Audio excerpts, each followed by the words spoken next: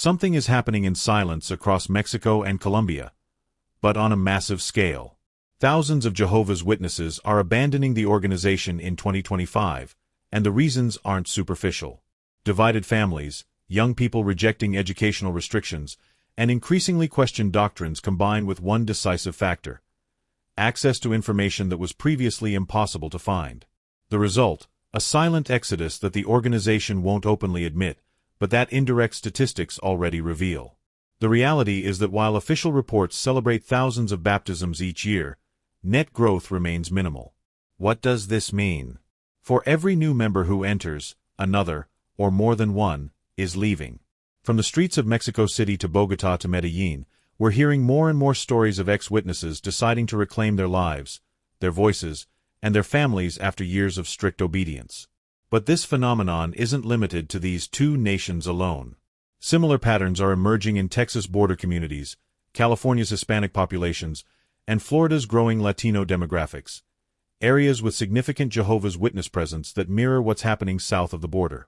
American families with ties to Latin American congregations are reporting the same troubling trends: relatives cutting ties, young adults choosing college over ministry, parents questioning policies they once defended without hesitation. This isn't sensationalism, it's documentation of what many prefer to keep quiet, the real reasons why so many are saying, enough. If you want to understand this phenomenon that may soon impact American congregations more directly, stay until the end. The data and testimonies you'll see here could change how you view this organization. And before we continue, don't forget to hit like and subscribe.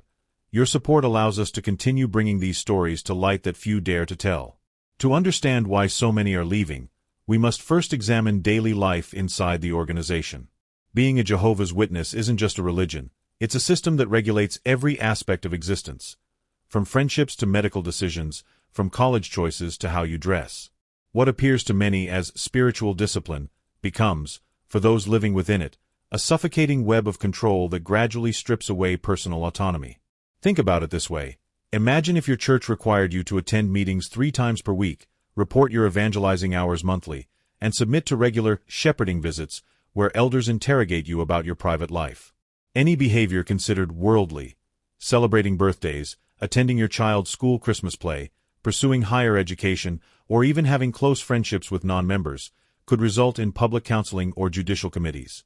For Americans accustomed to religious freedom and individual choice, this level of institutional control would be immediately recognizable as cultish behavior. Yet millions worldwide live under these restrictions daily, believing it's God's will rather than organizational manipulation. The pressure to comply with meetings 3 times per week, preaching hours, and constant reporting exhausts even the most committed members. But there's more: a mutual surveillance system where each member essentially monitors everyone else's behavior. The so-called shepherding visits become subtle interrogations about private life, and any behavior deemed worldly can result in public counsel or judicial committees. In Mexico, we increasingly hear the phrase, "I got tired of pretending." Young people raised in congregations are beginning to reject a limited future. Restrictions against higher education clash with a generation that wants to study, travel, and start businesses. In Colombia, the stories are similar.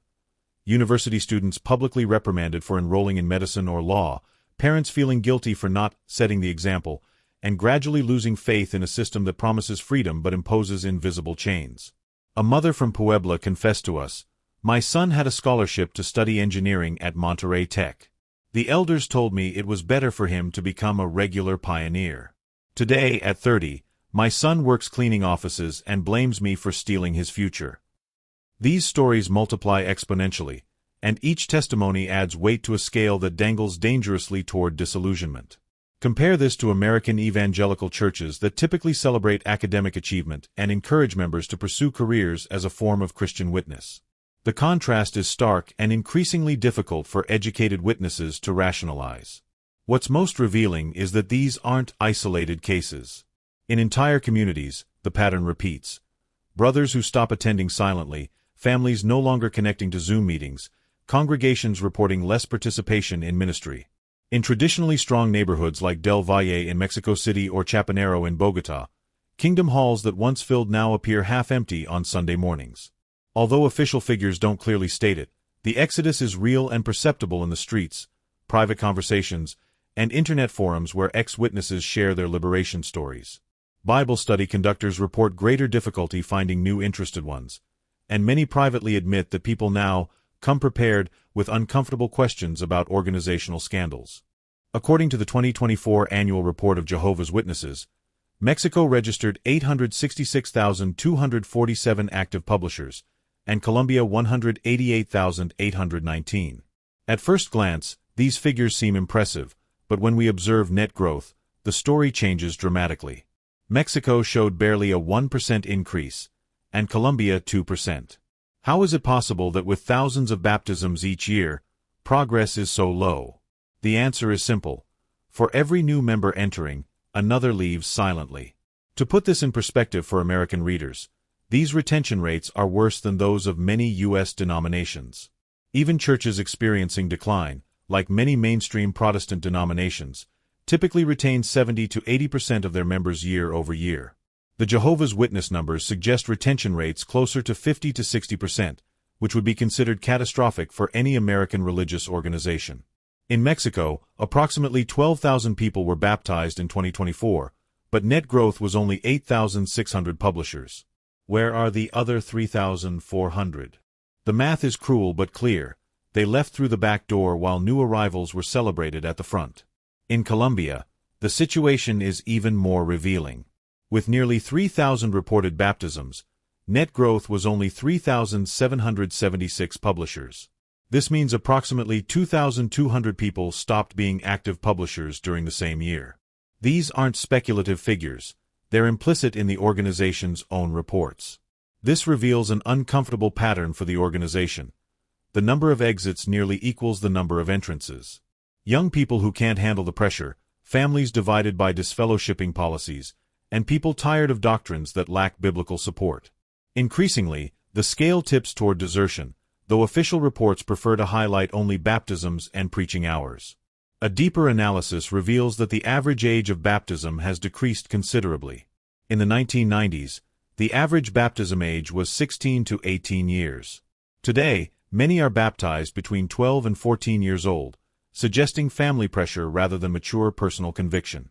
Ironically, these same young people represent the highest percentage of exits once they reach legal age and can make independent decisions. This trend would be immediately concerning to American church growth experts, who recognize that lasting conversion typically occurs in late teens or early adulthood when individuals can make informed, independent decisions about faith. In local congregations, this is already clearly perceived. In Mexico City, there are halls reporting empty pews, especially among young adults aged 20 to 35. In Bogotá, elders are forced to reorganize territories because publishers are lacking, and some preaching groups that once had 15 to 20 members now barely manage to gather 8 to 10 brothers on Saturday mornings. In Medellin, a similar situation. Entire groups can barely cover the ministry, and some elders privately confess they're burned out trying to maintain morale while silently watching entire families leave. The cold numbers confirm what testimonies show. Thousands are leaving each year, and the organization can't hide it much longer. Beyond the numbers, what really drives so many to leave are the emotional wounds the organization leaves behind. The disfellowshipping policy, known as shunning, has destroyed thousands of families. Parents who no longer speak to their children, siblings who ignore each other on the street, grandparents who die without hugging their grandchildren again. This constant pain becomes an unbearable weight that leads many to say, "I prefer to lose the congregation than lose my humanity."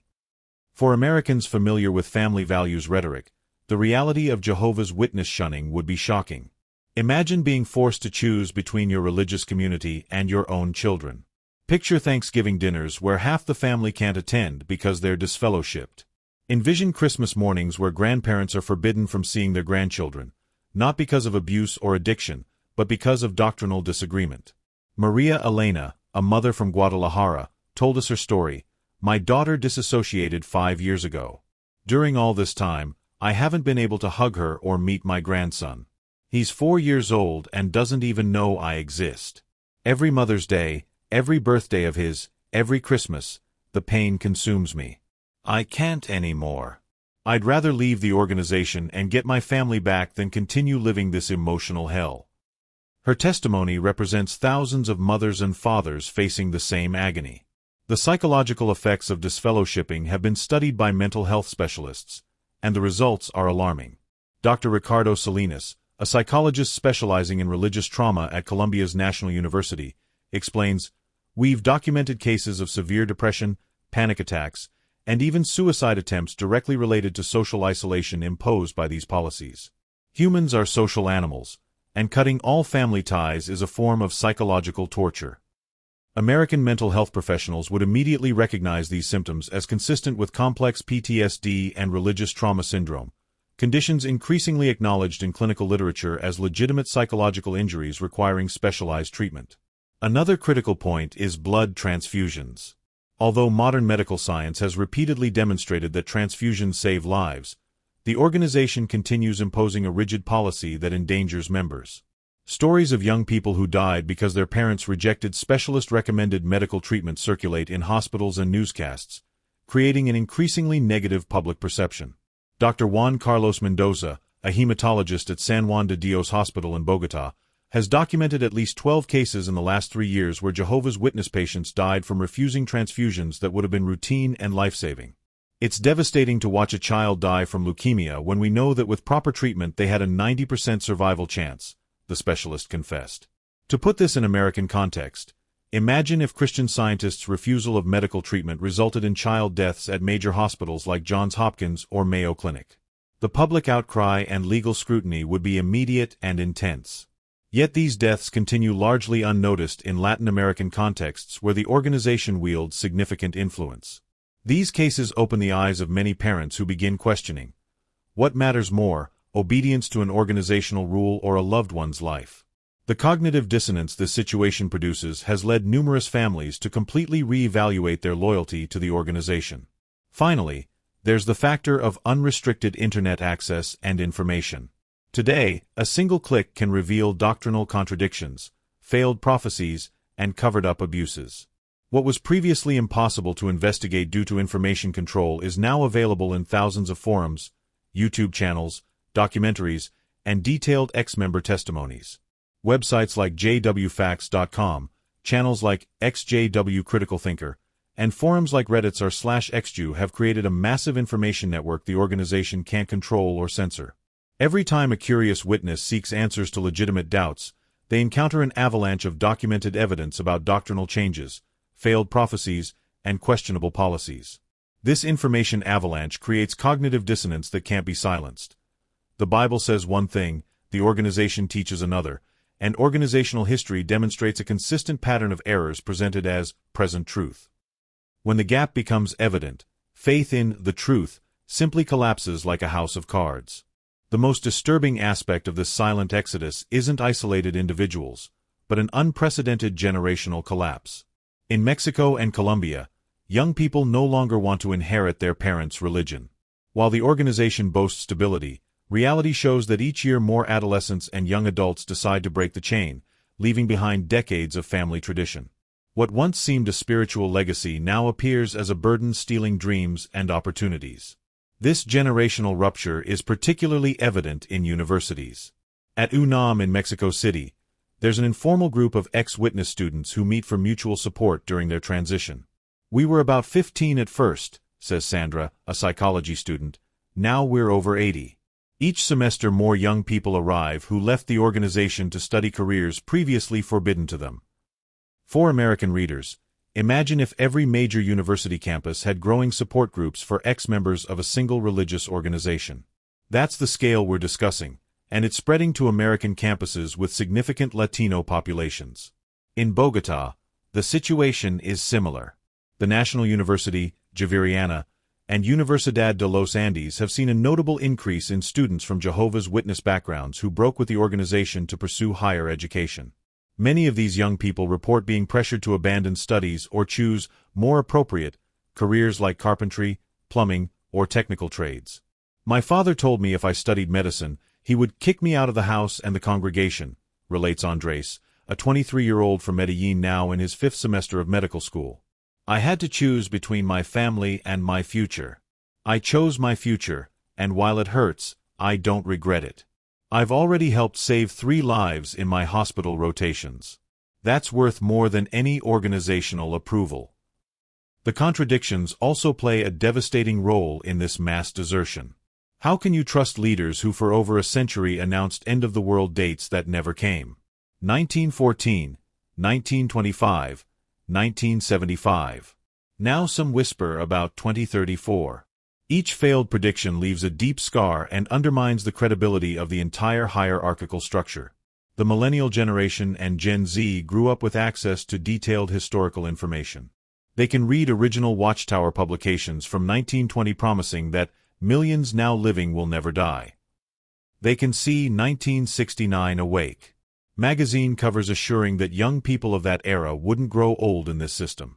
They can compare 1960s teachings about 1975 with subsequent denials that the organization ever suggested those dates. Deep down, many members begin asking, if they were wrong so many times on such fundamental issues as the timing of the end, why should we trust them with our lives, education, and future now?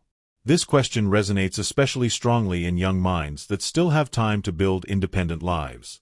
And the darkest aspect of all, growing accusations of covered-up sexual abuse within congregations. Cases that have reached courts in Australia, the United States, United Kingdom, and increasingly in Latin America, showing a disturbing and systematic pattern, protecting the organization's image above victim welfare. For thousands, this is the final blow that destroys any vestige of trust in the organizational structure. The Australian Royal Commission on Institutional Responses to Child Sexual Abuse found that Jehovah's Witnesses had the lowest rate of reporting to authorities of any religious organization investigated. Of 1,006 alleged abuse cases in Australian congregations, exactly 0 were reported to police by elders. 0. For American audiences familiar with the Catholic Church scandals, this statistic should be shocking. Even during the height of Catholic abuse cover-ups, some cases were reported to authorities. The Jehovah's Witness record suggests an even more systematic approach to protecting institutional reputation over child safety. In Mexico, similar cases have begun emerging. The law firm Lopez and Associates in Mexico City has documented at least 15 cases of child sexual abuse in Mexican congregations over the last 5 years. Most disturbing, explains attorney Patricia Lopez, is the systematic resistance of elders to cooperate with authorities. They always put organizational rules before national laws. In Colombia, the situation is no better. The General Prosecutor's Office has opened investigations in at least 8 cases related to Jehovah's Witness congregations in Bogotá, Medellín, and Cali. The pattern repeats: silenced victims, intimidated witnesses, and a wall of protection around perpetrators holding leadership positions within the organization. But perhaps most devastating are the victims' testimonies. Carla, a 28-year-old from Tijuana, was abused by an elder during her adolescence. When I finally gathered courage to report him, other elders told me I needed 2 witnesses for them to proceed. How was I supposed to have 2 witnesses to something that happened in private? They treated me like I was the liar. The abuser remained an elder for 5 more years, until finally another girl accused him. These testimonies multiply in online forums where victims find the voice denied them within the organization. The psychological damage is double: trauma from the original abuse and secondary trauma from institutional cover-up and re-victimization by those supposed to protect them. For thousands of families, these cases represent the final straw. It's no longer just about strict rules or dubious doctrines, but a structure that systematically silences the most vulnerable human pain. That complicit silence is driving many parents to flee with their children, making this exodus not just a statistic but a human tragedy on a massive scale. Mothers like Rosa from Puebla, who discovered that the elder who studied with her son for 2 years had abuse history the organization knew but concealed. How can I trust people who endangered my son to protect their reputation? If they can't protect our children, what good is all their preaching about Christian love? The evidence is clear and overwhelming. While the organization presents itself as the sole bearer of truth, reality in Mexico, Colombia, and worldwide shows a completely different face. Thousands of people are leaving each year, not from youthful rebellion or lack of spirituality, but because they discovered that genuine faith cannot be built on fear, institutional control, or apocalyptic threats of mass destruction. The human cost is too high and increasingly evident daily. Families destroyed by inflexible policies, youth without academic or professional futures, grandparents isolated in their final years. all in the name of an organizational structure claiming to represent God but acting more like a corporation protecting financial interests and reputation. But the Bible clearly teaches that, where the Spirit of the Lord is, there is freedom. 2 Corinthians 3 verse 17. Where is that freedom when a son can't hug his elderly mother simply because he made a different conscience decision? Where is that freedom when a brilliant young person must choose between family and education? Where is that freedom when an abuse victim is silenced to protect organizational image? Furthermore, authentic biblical prophets were always confirmed by truth and exact fulfillment of their predictions, never by repeated error or subsequent excuses. Jesus himself specifically warned in Matthew 24 about false teachers who would deceive many with lying signs and wonders. Isn't this exactly what we've seen during over 140 years of organizational existence? Failed dates presented as divine revelation, twisted biblical interpretations justifying inhumane policies, and a bureaucratic system protecting itself before the vulnerable flock.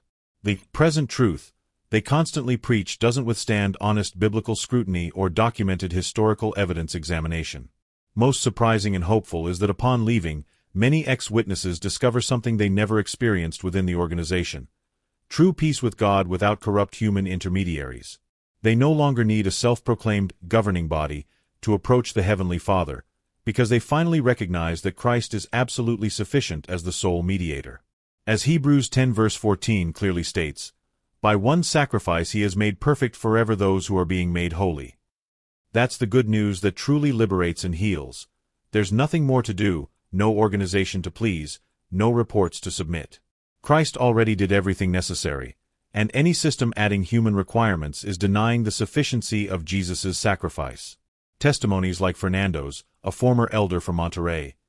After 25 years serving as an elder, I finally understood I was preaching a different gospel than Paul's. Paul preached grace, I preached works. Paul preached freedom, I preached rules. Paul preached Christ, I preached an organization. The day I saw it clearly was the day I got my life back. Or Patricia's, a former special pioneer from Cali. I dedicated 18 years of my life to door-to-door preaching. I never saw a single miracle, not one fulfilled prophecy, not one fruit of the Holy Spirit I couldn't find in other churches. But when I finally read the New Testament without Watchtower publications, I discovered a Christ I never knew, a grace I never experienced, a freedom I never had. Therefore, this isn't just a statistical report or academic sociological analysis. It's an urgent call to conscience and freedom. If you've lived under the suffocating weight of these organizational rules, if you've sacrificed your education, family, and dreams on the altar of an imperfect human structure, remember this fundamental truth. Your life is worth more than any organization. Your relationship with God is personal and non-transferable, needing no committee approval. You're not alone in this awakening. Thousands have already opened their eyes, and you can too. In Mexico, Colombia, and increasingly in American communities, support networks exist. Groups of ex-witnesses who have rebuilt their lives and now help others through the same process.